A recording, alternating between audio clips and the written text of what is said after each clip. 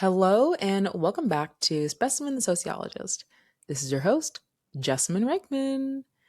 Now, I tend to tell people that Jessamine rhymes with specimen, but with a J, and I am a budding sociologist on a mission to figure out both the science behind our social lives and how it can be used as a tool to stabilize our social interactions.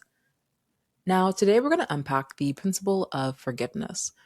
If we understand principles to function as a fundamental truth or a proposition that influences our behavior, it's important that we dedicate time to unpack various principles. And I have found that while these words are universally used, they are often misunderstood. With housekeeping out of the way, let's get into it. So, last year, I released a podcast on forgiveness, but I've come to believe that it needs to be revisited. I mean, if you live in the United States, as do I, it's hard not to notice how polarized things feel. Politics are tense, trust in institutions are fragile, and while the economy may look steady on paper, many people still feel financial pressure. And while the country is functioning, I feel like it's at its brink. Now, as a concerned citizen, it is very easy to feel overwhelmed by the state of the world, and it becomes even harder to access joy, resilience, and contentment in everyday life. But I have found that in the midst of chaos, clarity often comes through creativity, and that's why this podcast exists. But anywho, to huddle, when I started thinking about what one person could do to make a difference, I came to the simple conclusion. Before anything becomes political, it usually starts off personal. Because again, disconnection in society often begins as a disconnection with ourselves and with our neighbors.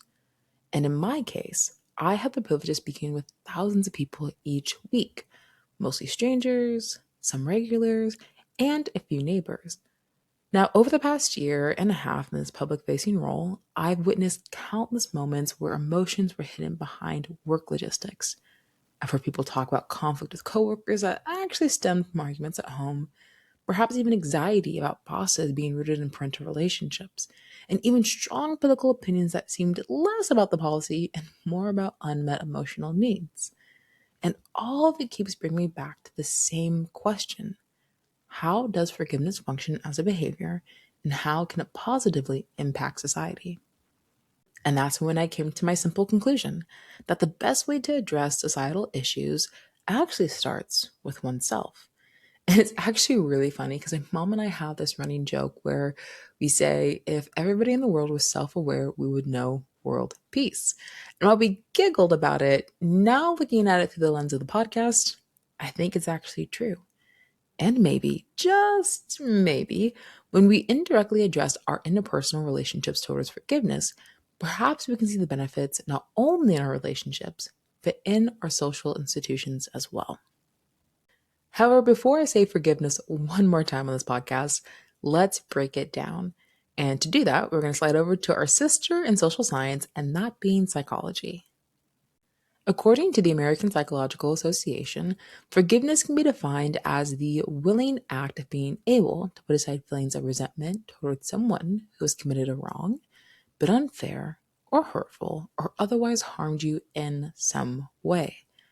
Forgiveness is not merely accepting what happened or ceasing to be angry. Rather, it involves a voluntary transformation of your feelings, attitudes, and behavior so that you're no longer dominated by resentment and can express compassion, generosity, or the like toward the person who wronged you. While this is a lengthy breakdown, it serves as a substantial foundation for properly understanding forgiveness as a social act. But to bring this definition to life, let's unpack how unforgiveness can subtly present itself in our social behavior. Number one, unforgiveness can show up in the form of timidity. Now, think back to a time, perhaps where someone discouraged your wildest dream. Perhaps you had a romantic partner who walked away, or perhaps you were mocked for your dancing skills. Now, these simple interactions were not neutral by any means. Instead, your nervous system learned that self expression once led to harm, and that unprocessed forgiveness can show up as an individual becoming more conscious in how they engage with others. Now, unforgiveness can also show up as emotional detachment. Now, this point is a sneaky one because it's silent, and the person may believe that they have moved on from the offense due to either time passing, a change in location, or perhaps a whole new career field.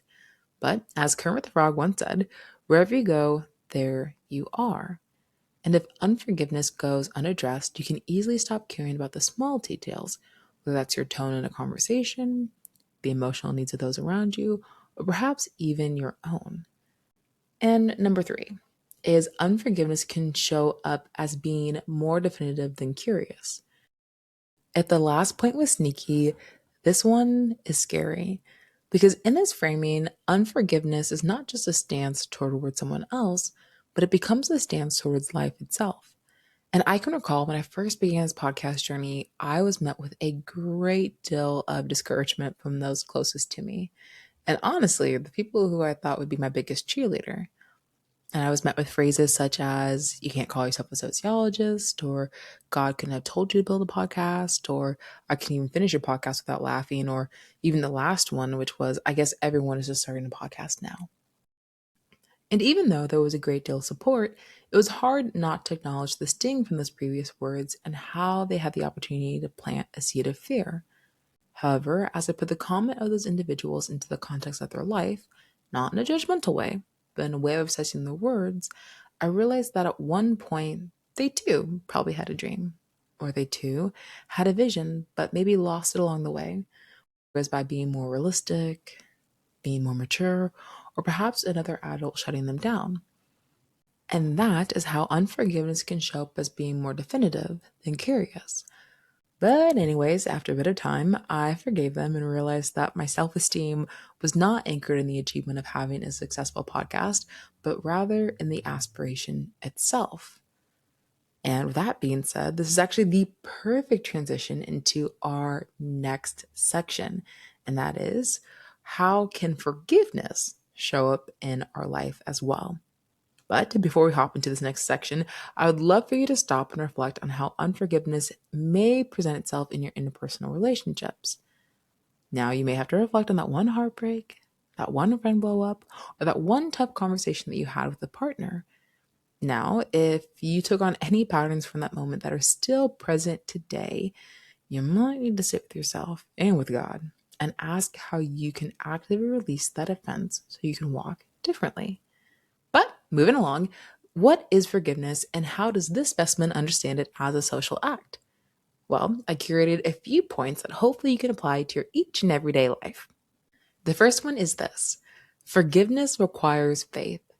If we understand forgiveness as a social act, we have to acknowledge that forgiveness happens before evidence appears, before the other person changes, before justice feels complete, and even before the pain makes sense. Point number two is forgiveness is a gift of responsibility. Now, I'm going to be so repetitive because we learn through repetition, but if we view forgiveness as a social act, then it's the first step to empower another person to become a healthy version of themselves by developing both self-awareness and self-control. And as my mom would say, you gotta leave people to their own devices. Or vices. Vices. You get it. Any good huddle. The next one is forgiveness is unmerited. Now, while this may violate our moral economy, forgiveness begins when merit runs out, and it separates a person's worth from their behavior. And here's a cheeky example. I have two younger siblings who one is in high school, the other one is in middle school, and these are the what's a good F word? These are the fun years. Let's just put it like that. A lot of character development, hormones, new friends, new teachers, new schools. It is a lot. And so, as their older sister, I always just say, hey, like, you're valuable to God and you're valuable to me. So, let's make more valuable decisions. And typically, this comes after a what the heck just happened moment. But again, I'm not looking to them to never ever repeat that behavior or mistake again, but rather they can continue to mature and learn how to take responsibility as they know who they are and the core values are. Because again, dude, they're just like little chicken nuggets who are growing up. So you got to give them some grace. But, anyways, speaking of grace, the next point is this: forgiveness without grace is glorified tolerance.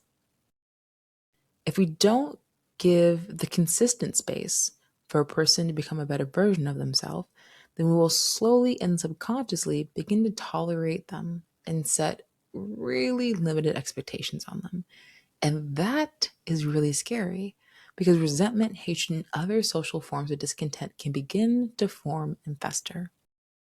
And the last point is this: forgiveness cannot exist without generosity. And if we go all the way back to the definition that we used before, the last part says this quote, rather, it involves a voluntary transformation of your feelings, attitudes, and behavior so that you're no longer dominated by resentment and can express compassion, generosity, or the likeness towards the person that harmed you. And again, that's why generosity is critical to the act of forgiveness, because it's not just about the individual themselves, but it's about how you engage with future relationships. And so you do have to get into the pattern and the rhythm of being able to work with people, even when you disagree, to forgive that person and to literally have a tool of unity in your back pocket. Now, that is a wrap on today's episode. So, hopefully, you have a fresh perspective on not only what forgiveness entails, but how you can view it as a social act. And if you ever find yourself wrestling to forgive someone else, begin to count how many times another person forgave you and how that gave you the opportunity to grow into a better version of yourself.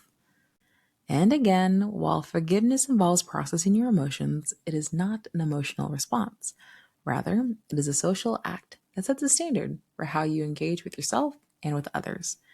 And on that note, thank you for tuning in to Specimen Sociologist. This is your host, Jessamine Reichman. And if you fancied this episode, make sure to subscribe both to our YouTube, Spotify, and Apple Podcast channels. And until next time, have a powerful day.